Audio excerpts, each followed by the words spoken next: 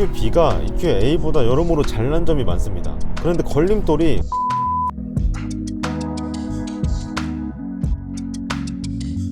최종 목적지를 양양공항으로 찍고 출발하겠습니다. 리셋하고 출발하겠습니다. 주행 가는 거리는 391km가 떠있네요. 배터리는 98, 99% 정도 차 있습니다. 예상 주행 거리는 186km입니다. 네, 지금 저희는 서울역 앞을 출발해서 주행거리 81km를 돌파했습니다. 지금까지 전비를 한번 살펴보면 1kW 시당 5.7km를 달릴 수 있네요. 고속도로 전비보다도 훨씬 잘 나오고 있고요. 평균 속도는 46km입니다. 그리고 남은 주행거리는 현재 314km가 나오고 있습니다. 이 차의 기본적인 스펙을 한번 말씀드리면 EQB는 앞뒤 차축에 전기 모터가 하나씩 들어간 4륜구동 모델입니다. 최고 출력은 228마력이고요. 최대 토크는 39.8kgm입니다. 근데 몇몇 분들은 이 차가 모터를 두 개나 쓰고 있는데도 왜 228마력밖에 안 나오냐, 이렇게 생각하실 수 있을 것 같아요. 저도 처음에는 이 차의 제로백 수치가 한 8초 정도 되는데 그걸 듣고 생각보다 느리지 않나 이 생각을 했거든요. 228마력이면요 이 차의 가솔린 버전 GLB 포매틱의 최고 출력과 거의 비슷합니다. 최대 토크도 비슷하고요. 그리고 이렇게 실제로 가속을 해보면 지금처럼 시속 100km에서 급가속을 해도 그렇게 확 치고 나가는 느낌이 들지 않아요. 뭐 스포츠 모드를 해도 변화가 그리 크진 않습니다. 그런데 벤츠가 기술력이 없어서 출력을 높게 못 뺐냐? 그건 아니거든요. 같은 배터리를 쓰고 같은 플랫폼을 쓰는 EQA가 최고 출력이 190마력입니다. 그 차는 모터를 하나만 쓰거든요. 그런데 모터 두 개 단 EQB가 228마력이라는 거는 이 차의 성격을 감안해서 조절한 거겠죠. EQB로 쏘고 다닐 분 없잖아요. 아무리 4륜구동이지만 이 차의 4륜구동은 빠르게 가속하기 위한 4륜이 아니라 주행 안정감을 더하기 위한 그런 4륜이라고 이해하시면 될 것 같습니다. 방금 제가 EQA를 잠깐 언급을 했는데 고속도로 주행 느낌도 살짝 다른 것 같아요. 결론부터 말하자면 이 차가 조금 더 안정적인 것 같습니다. 일단 무게 차이가 있는데 EQB가 EQA보다 140kg 정도 무겁고요. 그리고 서스펜션 느낌도 살짝 다른 것 같아요. EQA는 이 컴팩트카만의 그런 탄탄한 느낌이 조금 살아있었던 반면에 EQB는 뭐 용도가 달라서 그런지 EQB는 확실히 2열 승객도 충분하게 탈 수 있는 4인 이상의 구성원을 위한 차잖아요. 그렇기 때문에 서스펜션을 조금 더 부드럽게 풀어놓은 것 같습니다. 특히 지금처럼 매끈하게 아무런 굴곡 없는 고속도로를 갈 때는 벤츠긴 벤츠구나 라는 그런 생각이 들 정도로 만족스럽네요. 그리고 이 2톤이 넘는 무게가 주는 안정감도 확실히 있는 것 같아요. 110, 120 정도로 속도를 높여도 이 차가 바닥으로 쫙 깔려서 가는 느낌이 아주 괜찮습니다. 대신에 모든 상황에서 역시 벤츠다라고 말씀드릴 수 없는 거는 이 차는 아무래도 엔트리급이다 보니까 상위 차종에 들어가는 뭐 전자제어 서스펜션 또는 에어 서스펜션 이런 건 들어가지 않습니다. 이렇게 굴곡이 없는, 상처가 없는 도로로 갈 때는 아주 괜찮은데 뭐 시내에서 아스팔트를 덧댄 부분 있죠. 그리고 과속방지턱 같은 걸 넘을 때 그때는 이 차급의 한계가 조금 느껴지기는 해요. 전기차들은 아무래도 배터리 무게를 견뎌야 되니까 이 서스펜션이 조금 더 조이는 그런 경향이 있잖아요. 그런 것들이 이런 고속도로에서는 별로 티가 나진 않지만 확실히 저속에서 요철을 밟았을 때 그런 서스펜션의 특성이 드러납니다. 그리고 GLB와의 차이도 좀 있는데 GLB는 내연기관이죠. 앞에 엔진이 있고 앞바퀴 또는 네 바퀴를 굴리는 모델이기 때문에 지금 이 EQB처럼 앞뒤 바퀴를 모두 굴리고 배터리가 바닥에 깔려있는 이 차가 안정감이 조금 더 높은 것 같아요.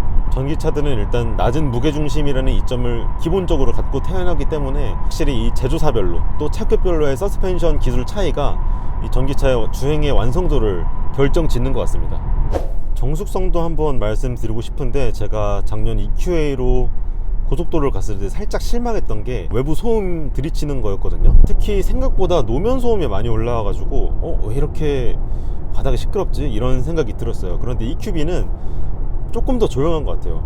바닥 소음이 EQA보다는 조금 더 억제가 된 것 같고 특히 이 벤츠 소형차 라인업 A자를 쓰는 라인업들이 방음이 그렇게 뛰어나는 편은 아니거든요. 아무래도 제일 싼 모델이다 보니까 방음제를 상위 차종만큼 많이 넣지 못한 그런 한계가 있었어요. AMG A35 모델을 잠깐 타봤을 때도 그 차는 진짜 바닥 소음이 많이 시끄러웠거든요. EQB는 훨씬 나은 것 같습니다. 기본적으로 배터리 자체가 차음벽 역할을 한다고 해요. 어느 전기차든. 그래서 내연기관 A 시리즈에 비하면 확실히 바닥 소음이 나은 것 같고 풍절음은 또 어쩔 수 없는 것 같아요. 이 차가 공기정개수가 CD 0.28인데 EQA랑 똑같습니다. 뭐 일단 표면적으로 봤을 때 조금 더 박스카의 디자인을 갖고 있기 때문에 바람을 많이 맞을 것 같다는 생각을 하게 되죠. A필러도 굉장히 각도가 서 있고요.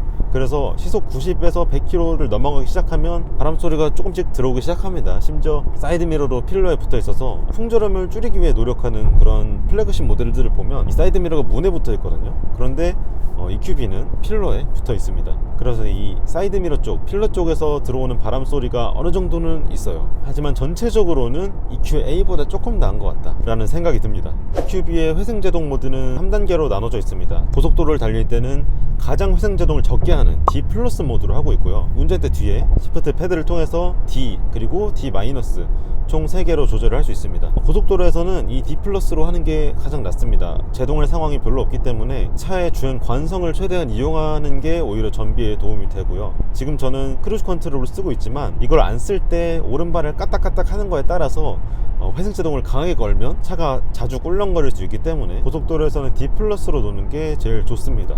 요즘 뉴스 보면요, 아직도 전기차를 처음 타고 나서 멀미가 너무 심하다 이렇게 말하는 분들이 계시더라고요. 그런 분들은 보통 내연기관에서 전기차로 넘어간 다음에 이 회생제동에 빨리 적응하지 못했기 때문에 멀미가 발생하는 거거든요. 그런 분들은 시내에서라도 D 플러스 또는 D에 두고 가장 심한 회생제동을 쓰기 전까지는 좀 적응의 시간을 갖는 게 좋을 것 같아요. 제가 이 차를 처음 받고 출발할 때는 D-에 가장 강한 회생제동 모드로 계속 달렸는데, EQB 회생제동의 특징은 발을 떼자마자 가속을 한 번에 하질 않아요. 발을 살짝 떼면요 한 0.5초에서 1초 사이에 텀이 있고 그 다음에 회생제동이 쭉 들어오는데, 전 개인적으로 이거는 불호인 것 같아요. 이 발을 뗐을 때 어느 정도 감속이 될 걸 제가 예측을 해야 되는데, 발을 뗀 후에 시간차를 두고 이 감속이 들어오다 보니까 처음에 발을 뗐을 때는 왜 안 멈추지?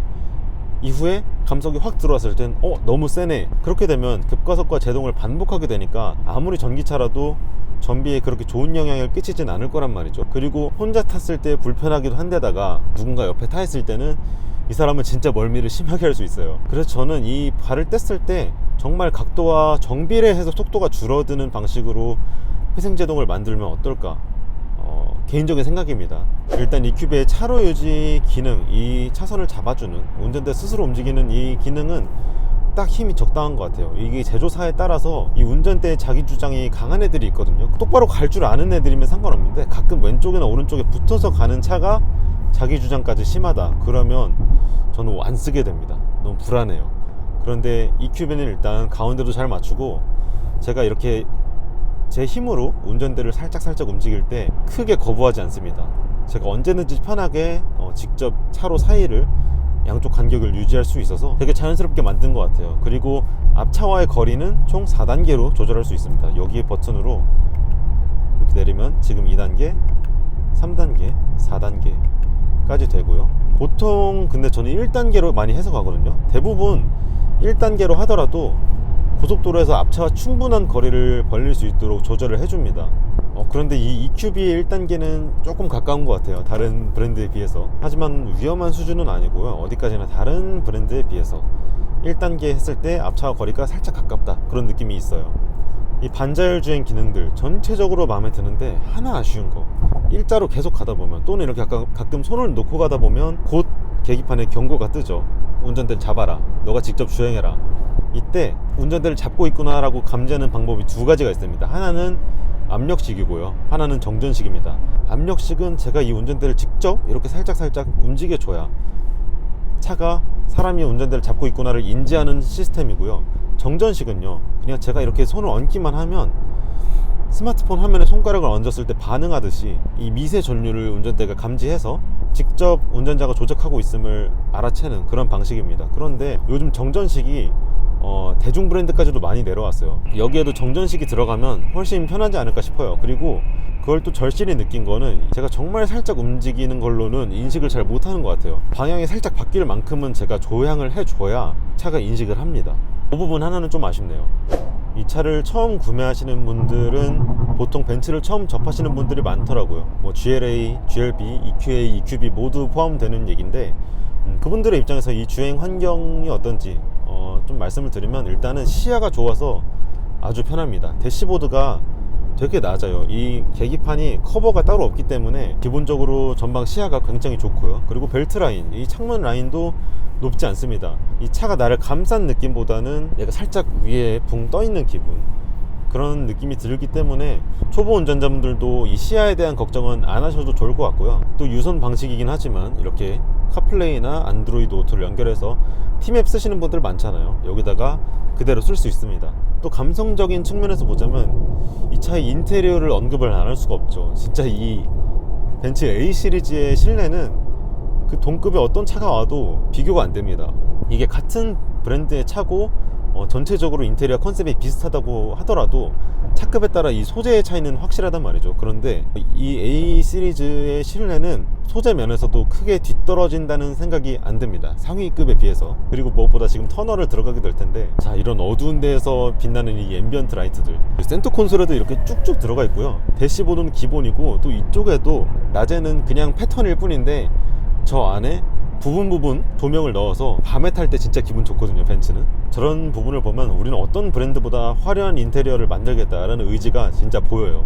심지어는 이렇게 송풍구에도, 테두리에도 조명을 넣어서 이 부분이 이 주변 금속 느낌이 나는 이 송풍구 자체를 은은하게 비춰줄 수 있도록 그렇게 디자인을 해놨습니다. 또 이 실내에서의 아쉬운 점을 또 언급을 몇 개 해드리자면요, 일단은 아까 안드로이드 오토를 유선으로 연결했다고 말씀을 드렸는데, 제 휴대폰이랑 케이블의 문제인지 몰라도 이게 연결이 좀 불안정할 때가 있습니다. 지금처럼 휴대폰 놔뒀다가 뭐 정차 중에 잠깐 확인하려고 들면 드는 순간 연결을 해줘야 되는 경우가 있어요. 그래서 유선도 쓰려면 쓰겠지만 이런 부분에서 무선 카플레이, 무선 안드로이드 오토의 장점이 확실하지 않나 싶어요.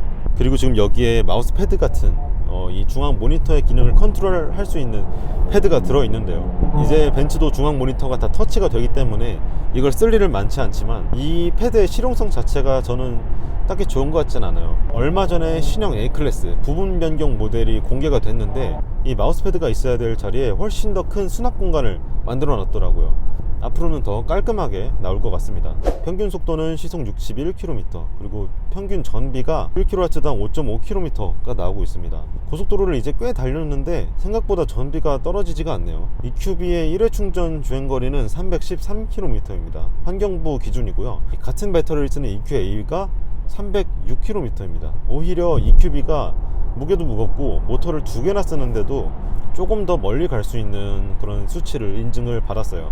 EQB가 EQA보다 여러모로 잘난 점이 많습니다. 출력 조금 더 높고 전기 모터도 하나 더 있고, 그리고 실내 공간 정말 넓거든요. 그런데 걸림돌이 가격이에요. 일단 내연기관 버전인 GLA랑 GLB로 비교를 해보면 이 두 차는 가격 차이가 크지 않습니다. 둘 다 5천만 원대에서 시작을 하는데 가격 차이가 그렇게 크지 않은데 GLB의 활용성이 훨씬 좋다 보니까 올해 1월부터 10월까지 누적 판매량을 보면요, GLB가 GLA보다 10배 많이 팔렸습니다.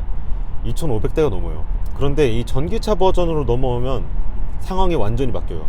EQA가 대략 1,300대 정도가 팔렸고 EQB는 300대 언저리 밖에 팔리지 않았습니다. 가격 차이가 굉장히 많이 나요. EQA는 5,990만원, EQB는 7,600만원부터 시작했기 때문에 그 내연기관 모델에서의 가격 차이를 월등히 뛰어넘습니다. 두 모델 다 전기차 보조금은 50% 밖에 받지 못하긴 하지만 5,990만원과 7,600만원의 차이는 정말 크죠. 그리고 솔직히 7,600만원이면 국산 전기차가 눈에 들어올 법도 합니다. 나는 EQB가 정말 좋아, 이걸 사고 싶어 하는 분들이 아니라 이런 컴팩트 전기 SUV를 원하는 분들이 대략 8천만원 이하의 예산을 갖고 있을 때 이 차를 우선순위에 두실지는 조금 의문입니다. 이렇게 전체적인 주행 느낌 말씀드렸고, 이제 양양 목적지에 도착해서 다시 한번 주행거리 전비 점검 해보겠습니다. 네, 저희 지금 3시간 달려서 양양국제공항 바로 옆에 도착했습니다. 저희가 187km를 달렸고요, 평균 전비는 1kWh당 6.1km가 나왔네요. 평균 속도는 시속 62km, 그리고 남은 주행거리는 220km입니다. 네, 대충 계산해도 1회 충전 주행거리인 313km는 무난하게 넘을 수 있다는 걸 알 수 있죠. 그리고 인증받은 고속도로 전비는 1kWh당 3.8km인데 그것 또한 훨씬 넘겼습니다. 오히려 여기 올 때쯤에 6.0을 넘기면서 전비가 점점 좋아지는 모습도 보여줬어요. 자, 일단 여기까지 무사히 도착을 했고, 오후에는 저희 사무실 쪽으로 다시 돌아가서 왕복 완주를 한 다음에 저희가 양양을 갔다 온 비용이 얼마나 들었는지도 한번 계산해 보도록 하겠습니다. 자, 이렇게 오늘 주행을 마쳤습니다. 주행거리를 한번 보여드릴게요. 리셋2 주행거리는 370km 7시간을 달렸습니다. 평균 속도는 시속 53km였고요. 전비는 1kW시당 6.1을 기록했습니다. 그리고 남은 주행거리 34km가 떠 있습니다. 이 숫자들을 합치면 404km라는 결과가 나오는데요. 사실 갈 때랑 올 때가 조건이 좀 달랐습니다. 갈 때는 저 혼자 타고 짐도 없었지만 올 때는 성인 3명 짐까지 잔뜩 더해지면서 갈 때보다 한 180kg 정도 더 무겁게 돌아왔어요. 그래서 생각만큼의 전비는 나오지 않았습니다만 완충 상태에서 양양까지 왕복에 성공을 했습니다. 이제 충전을 해서 요금은 얼마나 나오는지 한번 확인해 볼게요. 이 차를 실제로 구매하실 분들에게 도움이 될 만한 정보를 하나 더 말씀드리자면 보증기간입니다. EQB의 보증기간은 동급 경쟁자에 비해서는 그렇게 넉넉한 편은 아닙니다. 일단 일반 보증은 3년 또는 10만 km, 그리고 배터리 보증은 8년 또는 16만 km입니다. 아우디 Q4 e-tron을 보면 일반 보증 5년 또는 15만 km, 배터리 보증은 8년 또는 16만 km고요. 제네시스 GV60는 일반 5년 또는 10만 km, 배터리는 10년 또는 20만 km입니다. 볼보 C40 리차지 일반 5년 또는 10만 km고요. 배터리는 8년 또는 16만 km입니다. 이 제네시스를 제외한 벤츠, 볼보, 아우디 세 가지의 배터리 보증 기간은 8년 또는 16만으로 갔지만 벤츠만 일반 보증이 3년 또는 10만으로 조금씩 짧기 때문에 이 부분 참고하시면 좋을 것 같습니다. 그리고 이 차의 내연기관 버전, 그 중에서도 출력이 비슷한 GLB 250 포매틱이랑 비교할 수 있는 부분은 유류비입니다. 만약에 제가 오늘 GLB 250 포매틱을 타고 370km를 왔다 갔다 한 상황을 가정해서 계산을 해봤을 때 고속연비가 이 차가 11.9km/L거든요. 그래서 11월 24일 기준 휘발유값 1637원을 적용한 결과 총 5898원이 든다라는 이런 대략적인 계산이 나왔습니다. 잠시 후에 충전 요금이 나오면 한번 비교해보면 좋을 것 같아요. 충전이 다 됐네요. 100%는 아니었고 지금 보시면 7에서 99%까지 충전 완료됐다고 떴습니다. 1시간 18분 걸렸고 충전량은 64.94kWh, 충전 금액은 2715원이 나왔습니다. 차를 바로 빼야 되기 때문에 자, 이동하면서 마지막 정리를 한번 해드리겠습니다. 제가 조금 전에 EQB를 충전한 곳은요 200kW를 지원하는 급속 충전기였습니다. 물론 이 차는 100kW까지 밖에 지원하지 않기 때문에 해당 속도로 충전을 했고요. GLB 250 포매틱과의 유류비 비교, 같은 거리를 갔을 때 이 EQB는 대략 2만원이 나왔고 GLB 250 포매틱은 5만원이 살짝 넘게 나왔죠. 물론 정말 간략하고 대략적인 그런 계산법입니다. 충전의 불편함 이런 걸 감안하면 당연히 장거리는 가솔린 모델이 편할 수 있겠죠. 하지만 이 EQB를 사는 분들, 전기차를 사시는 대부분의 고객분들은 집에 완속 충전기가 있을 거란 말이죠. 저는 오늘 급속 충전기를 썼지만 보통은 가정용 충전기에 밤새 꽂아놓고 다음날 아침에 분리하는 그런 식으로 운용을 하실 텐데 아파트 전기차 충전 요금은 대체적으로 급속 충전기보다 싸단 말이죠. 물론 요즘은 기계별로 회사별로 차이가 많은 건 알고 있지만 1kWh당 200원 내외의 가격이라면 오늘 이 2만원에 한 3분의 2 가격으로 같은 거리를 왔다 갔다 할 수 있다는 뜻입니다. 그래서 오늘 확인할 수 있는 건 전기차가 본인의 라이프 스타일에 맞는다, 확실히 내연기관보다는 유류비가 덜 든다는 사실입니다. 오늘 하루 종일 이렇게 EQB를 타면서 고속주행 느낌, 전비, 요금까지 여러 가지 특징을 알아봤습니다. 오늘 영상이 이 차 구매를 고민하는 분들에게 도움이 되셨길 바라면서 저는 또 다른 영상으로 찾아뵙겠습니다. 감사합니다.